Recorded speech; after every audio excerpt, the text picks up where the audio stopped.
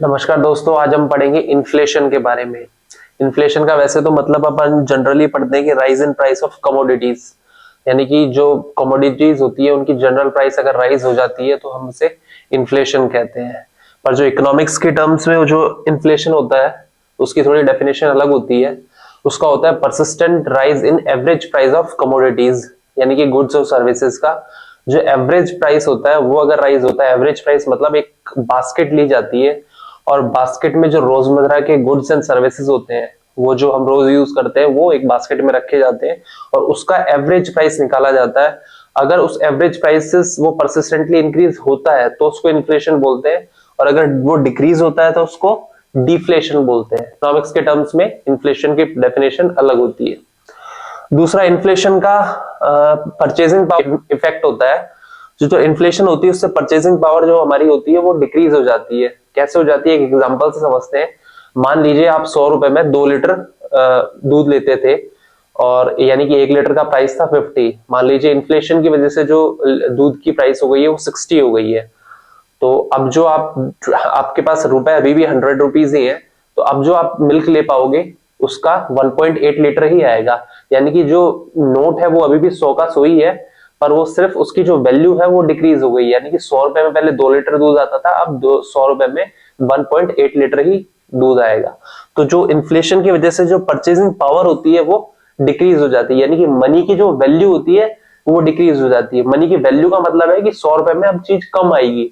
ये नहीं कि 100 रुपए कम हो गया, नहीं, 100 अभी भी 100 रुपए ही है, पर 100 की जो वैल्यू है वो कम हो गई।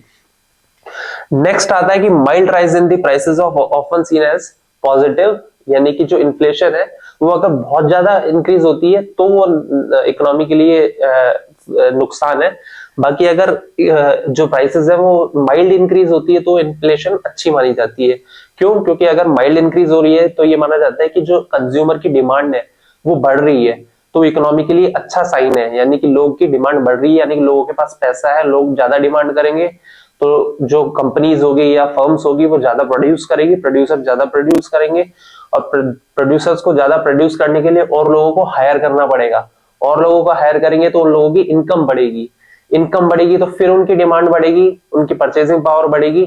तो ये सब चीजें इन्फ्लेशन, यानी कि माइल्ड लेवल तक इन्फ्लेशन इकोनॉमी के लिए अच्छा है। नेक्स्ट पढ़ते हैं मेजर्ड पॉइंट टू पॉइंट।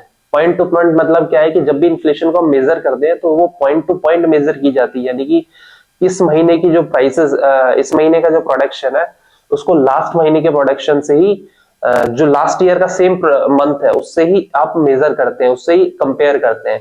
तो जैसे 2023 का जो मार्च है उसको 2024 के मार्च से ही मेजर किया जाएगा, यानी कि 2023 के मार्च को बेस मंथ लिया जाएगा। ऐसे ईयरली भी काउंट करते हैं, यानी कि 2023 के ईयर को लेके 2024 के ईयर से कंपेयर करना, इसलिए इसको पॉइंट टू पॉइंट बोला जाता है। यानी कि वाई ऑन वाई बेसिस भी आपने न्यूज़पेपर में पढ़ा होगा, यानी कि ईयर ऑन ईयर बेसिस, तो उसको बेस इफेक्ट बोलते हैं। अगर जो मार्च 2020 मार्च का जो प्राइसेस है अगर वो मान लो पहले से ही बहुत हाई है और आप उसको 2024 से कंपेयर करोगे तो इन्फ्लेशन आपकी कंपेरेटिवली कम आएगी।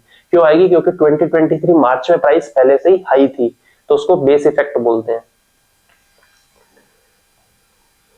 नेक्स्ट हम पढ़ते हैं, जो हमने इन्फ्लेशन पढ़ा है उसी को एक ग्राफ के मेथड में समझते हैं जो कि आपके लिए इजी होगा।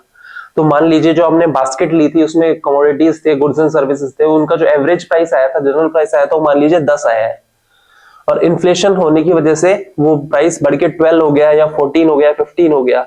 तो ये जो इंक्रीज होगा, परसिस्टेंट इंक्रीज, इसको इन्फ्लेशन बोला जाएगा। और मान लीजिए एक लेवल पे जाने के बाद वो वापस डिक्रीज होने लग गया तो उसको हम बोलेंगे डिसइंफ्लेशन। यानी कि इन्फ्लेशन अभी भी है पर जो रेट है वो डिक्रीज होने लग गई है, यानी कि इसको बोलेंगे कि जो स्लो डाउन आ गया इकोनॉमी में। यानी कि इन्फ्लेशन अभी भी है पर वो रेट डिक्रीज होता जा रहा है, तो इसको स्लो डाउन बोलेंगे। और अगर वो 10 से नीचे चला जाता है, यानी कि 8 हो जाता है या 6 हो जाता है, तो उसको बोलेंगे डिफ्लेशन। डिफ्लेशन यानी कि जो जनरल प्राइस लेवल से नीचे चला गया, इसको कॉन्ट्रैक्शन बोलते हैं। इकोनॉमी कॉन्ट्रैक्ट हो रही है, यानी कि जो प्रोडक्शन था, जीडीपी है, वो पहले से कंपेयर में कम हो गई। इस वाले केस में था जीडीपी ज्यादा थी पर जो रेट थी वो धीरे हो गई। इसमें है कि आपकी जीडीपी कम हो गई, तो उसको कॉन्ट्रैक्शन बोलते हैं। और अगर ये लॉन्ग समय के लिए होता है तो इसको रिसेशन भी बोल देते हैं, यानी कि इकोनॉमी में रिसेशन आ गया। ये हमारे कोविड के टाइम में हुआ था, हमारी तो जीडीपी थी वो कॉन्ट्रैक्ट हो गई थी, प्रोडक्शन भी कम हुआ था, प्राइसेस भी काफी कम हो गई थी। उसके बाद आता है रिफ्लेशन, यानी कि अगर मान लीजिए एक लेवल पे जाने के बाद वो चीजें वापस से ऊपर आने लगती है, जिसको रिकवरी भी बोला जाता है, तो उसको बोलते हैं रिफ्लेशन। यानी कि जो प्राइसेस है वो एक पॉइंट में नीचे जाके वापस ऊपर आने लगते हैं, तो रिकवरी होती है, रिफ्लेशन। तो जो डिफ्लेशन होता है वो इन्फ्लेशन का ऑपोजिट है, डिफ्लेशन। इसको नेगेटिव रेट ऑफ इन्फ्लेशन भी बोलते हैं। चलिए अब नेक्स्ट पढ़ते हैं। नेक्स्ट आता है टाइप ऑफ इन्फ्लेशन। तो इन्फ्लेशन कितने टाइप की होती है? पहला आता है क्रीपिंग इन्फ्लेशन। क्रीपिंग इन्फ्लेशन क्या होता है? जब इन्फ्लेशन 4 या अराउंड 4% या 5% है, तो इन्फ्लेशन धीरे धीरे बढ़ रही है ईयरली, 4% या 5%, वो माइल्ड इन्फ्लेशन माने जाता है और इकोनॉमी के लिए अच्छा साइन होता है। यानी कि इकोनॉमी में आपके डिमांड है, कंज्यूमरिज्म है, तो आपके एम्प्लॉयमेंट भी बढ़ रहा है, तो ये एम्प्लॉयमेंट के लिए भी अच्छा होता है, अनएम्प्लॉयमेंट कम रहता है इससे।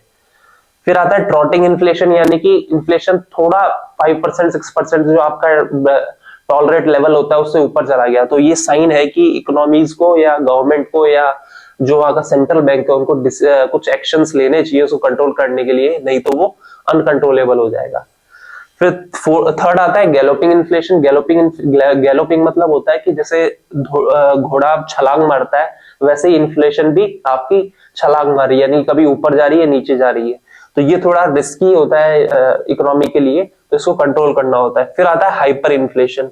हाइपर इन्फ्लेशन ऐसी स्टेज होती है जिसमें आपकी जो करेंसी होती है उसकी कोई वैल्यू नहीं रहती, वो इतनी डिग्रेड हो जाती है कि, यानी कि एग्जांपल के तौर पे बताता हूँ, 1923 में आफ्टर वर्ल्ड वॉर फर्स्ट जो जर्मनी की जो करेंसी थी उसकी वैल्यू इतनी कम हो गई थी, यानी वैल्यू थी नहीं, वैल्यू बचती नहीं करेंसी की, कि लोग उसको as a stove fuel use करने लग गए थे, हाथ सेकने के लिए या रोटी बनाने के लिए उसको एज ए फ्यूल यूज करने लग गए थे करेंसी को, इतनी करेंसी वैल्यू डेप्रिशिएट हो गई थी।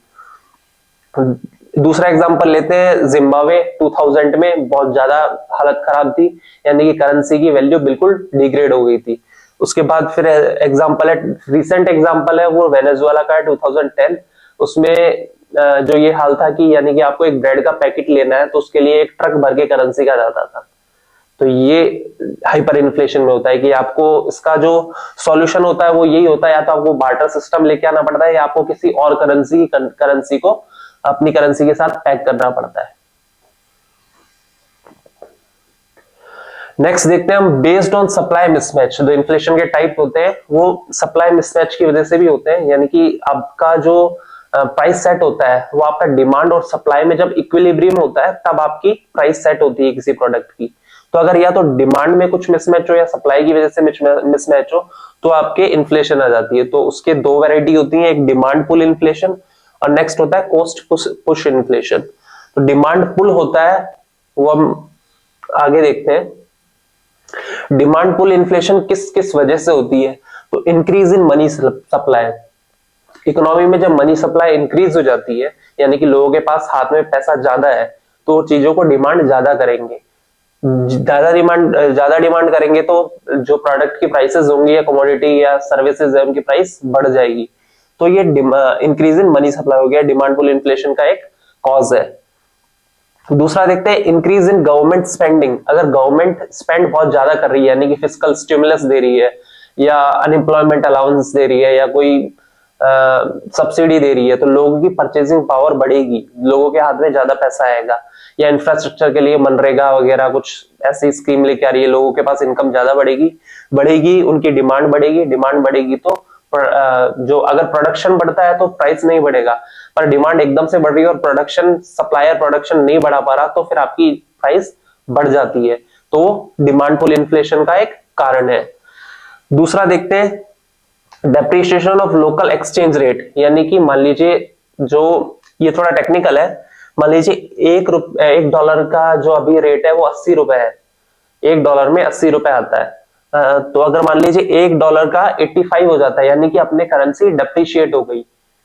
1 रुपीज पहले 80 था, 1 डॉलर इज इक्वल्स टू 80 था, अब 1 dollar is equals to 85 rupees हो गया। तो यानी कि जो इंडिया की करेंसी है वो डेप्रिशिएट हो गई है।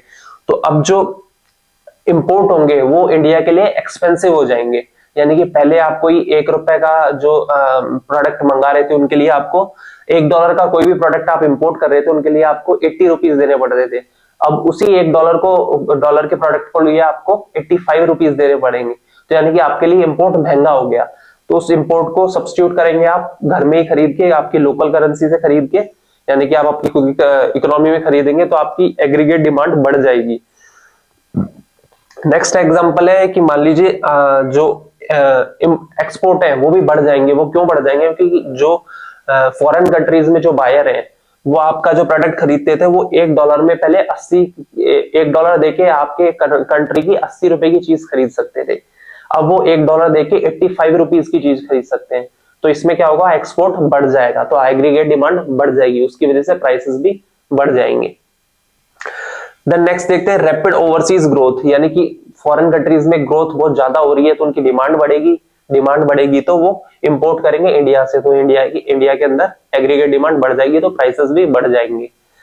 फिर है इफ गवर्नमेंट रिड्यूसेस टैक्सेस, तो इसका एग्जांपल समझते हैं। मान लीजिए आपकी जो इनकम है वो 100 रुपए है महीने की और गवर्नमेंट ने उस पर टैक्सेस 10% था, तो पहले आप डिस्पोज कर सकते थे, 90 रुपीज को आप कंज्यूम कर सकते थे। अब जो टैक्सेस है वो गवर्नमेंट ने 5% कम कर दिए हैं, तो अब आप जो डिस्पोज कर पाएंगे वो 100 रुपए में से 95 डिस्पोज हो गए। 5 आपके गवर्नमेंट के पास टैक्स चला गया तो आप 95 डिस्पोज कर पाएंगे। तो आपकी गवर्नमेंट रिड्यूस करेगी टैक्सेस तो आपकी टैक्स डिस्पोजेबल इनकम बढ़ जाएगी, तो आप डिमांड ज्यादा करेंगे। डिमांड ज्यादा करेंगे तो प्राइसेस बढ़ जाएंगी डिमांड की वजह से। फिर आता है increase in price level in rest of world.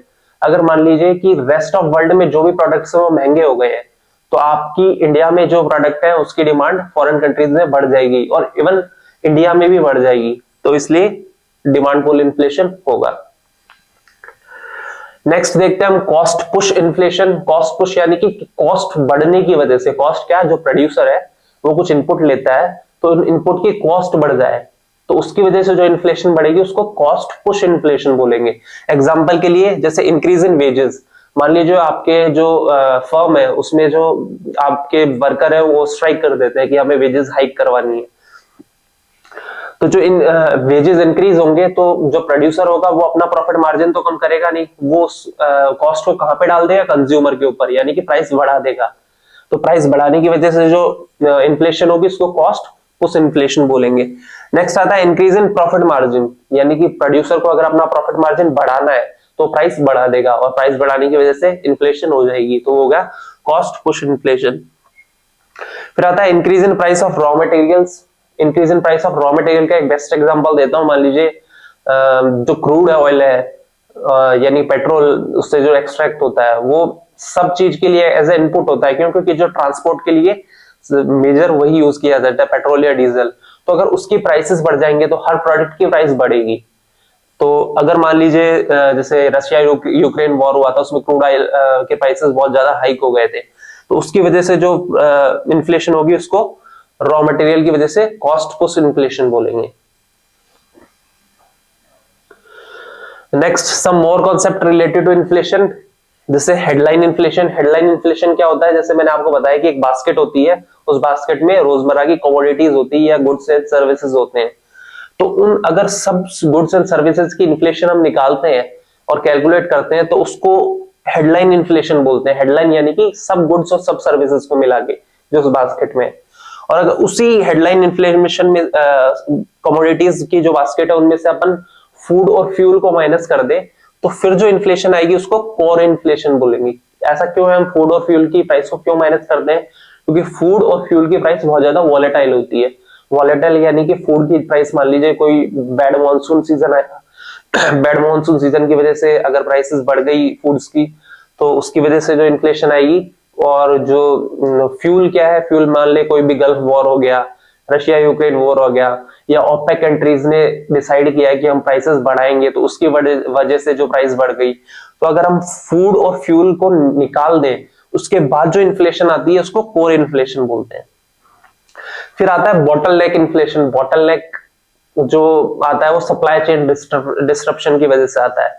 Supply chain disruption क्या है कि मान लीजिए जो बॉटल की शेप होती है वो आगे से नैरो होती जाती है, तो जो सप्लाई होती है वो एकदम से किसी कारण की वजह से वो एकदम से कम हो जाए तो उसको बॉटल नेक इन्फ्लेशन बोलते हैं।